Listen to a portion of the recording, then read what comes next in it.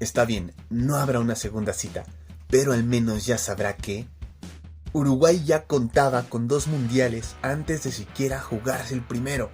Bueno, algo así, pues la Asociación Uruguaya de Fútbol considera como campeonatos del mundo a los títulos ganados en los Olímpicos de París en 1924 y de Ámsterdam en 1928, asimilándolos a los obtenidos en las Copas del Mundo que comenzaron a jugarse años después, a partir de 1930.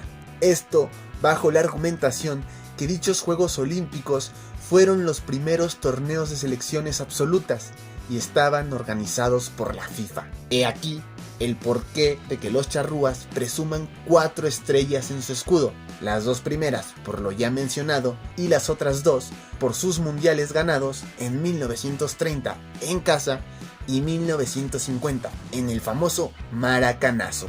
Y hablando del Maracanazo, Maracaná cuenta, gracias a ese partido disputado el 16 de julio de 1950, con el récord de mayor asistencia para un partido de fútbol en toda la historia.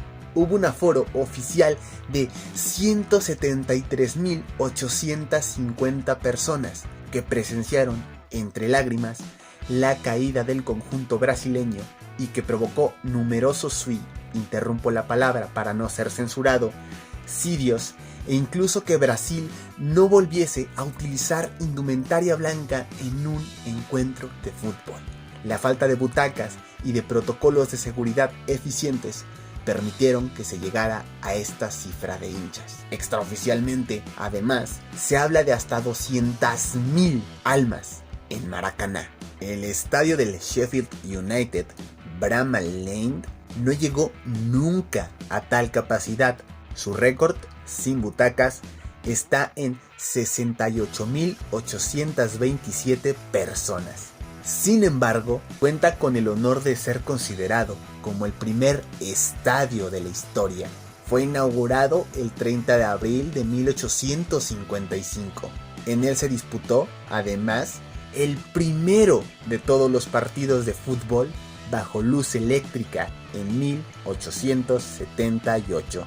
3 años antes, en 1875, la FI legalizó el fútbol profesional.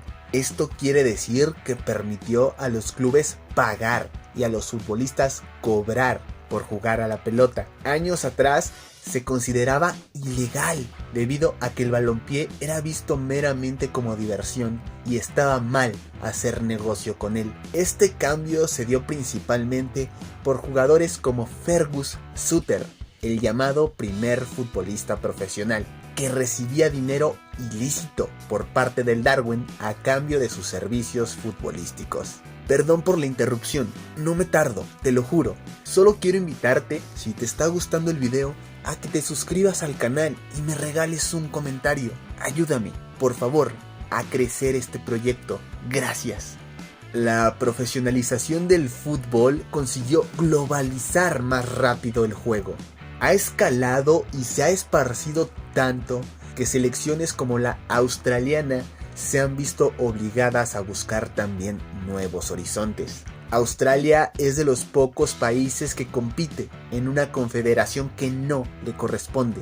El cambio se dio porque en Oceanía no tenían rivales de su nivel y la FIFA, al otorgarle al continente solo medio boleto para la Copa del Mundo, obligaba a los canguros a disputar el repechaje siempre, condición que los hizo quedar fuera del mundial en varias ocasiones. En 2005, hartos de la situación, aceptaron la invitación que les hizo la AFC para que jugasen en Asia las eliminatorias a Sudáfrica 2010 y posteriores.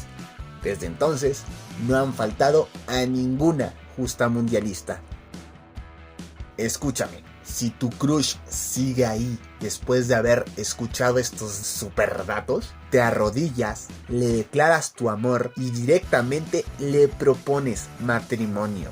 Sáltate el noviazgo, esa persona es tu media naranja. Porque en el fútbol como en la vida, siempre están las alegrías si haces lo que hay que hacer para ser lo que quieres ser. ¿Y tú? ¿Eres quien quieres ser? Soy Ruletas. Nos vemos en la próxima.